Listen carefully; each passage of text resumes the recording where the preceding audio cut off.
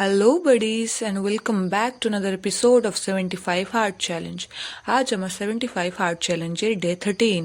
আজকের দিনটা অনেকটাই তাড়াতাড়ি শুরু হলো, তাড়াতাড়ি মানে প্রায় 3:50 কাছাকাছি ভোরে উঠেই ছাদে চলে গেলাম ফার্স্ট ওয়ার্কআউট সেশন করার জন্য। ফার্স্ট ওয়ার্কআউট সেশনে করছিলাম ট্রাইসেপস ওয়ার্কআউট, যার মধ্যে ছিল overhead extension, single arm overhead extension, triceps kickback আর স্কাল ক্রাশার। ট্রাইসেপস কিকব্যাকের ক্লিপটা হয়তো এর মধ্যে নেই, কারণ সেটা নেওয়া হয়নি। ওয়ার্কআউট তাড়াতাড়ি শেষ হলেও পোস্ট ওয়ার্কআউট মিলটা তাড়াতাড়ি নিতে পারলাম না, বাড়িতে কিছু কাজ থাকার কারণে অনেকটাই দেরি করে পোস্ট ওয়ার্কআউট মিলটা নিলাম। তাতে ছিল কিছু ভেজানো ড্রাই ফ্রুটস। দুপুরে ভাত খাওয়ার আগেই ফোনটা চার্জে দিয়েছিলাম, আর ফোনটা এনে ভিডিও করার ইচ্ছে হয়নি, সেই জন্য দুপুরের খাবারের ভিডিওটা এখানে দেওয়া হলো না। বিকেলে ছোলা ভাজা খেয়েছিলাম।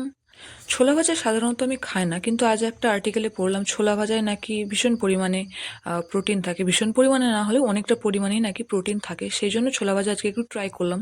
খেতে ভালোই লাগছিল। সন্ধ্যের সেকেন্ড ওয়ার্কআউট সেশনে ছিল অ্যাবস ওয়ার্কআউট, যার মধ্যে ছিল leg raises, bicycle crunches, plank, leg in and out আর কিছু স্ট্রেচিং এক্সারসাইজ।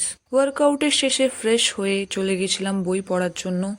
তার আগে পড়ে নিলাম শ্রীমদ্ ভাগবত গীতা। শ্রীমদ্ ভাগবত গীতা রোজ আমি 4টে পাতা পড়ি, তারপরে এই বইটার 10টা পাতা পড়ে নিলাম। রাত্রে ডিনারে ছিল পোহা। এই হলো আজকের ফটো। দেখা হচ্ছে নেক্সট ব্লগে। If you like the video please like, comment and share and subscribe for more updates. By.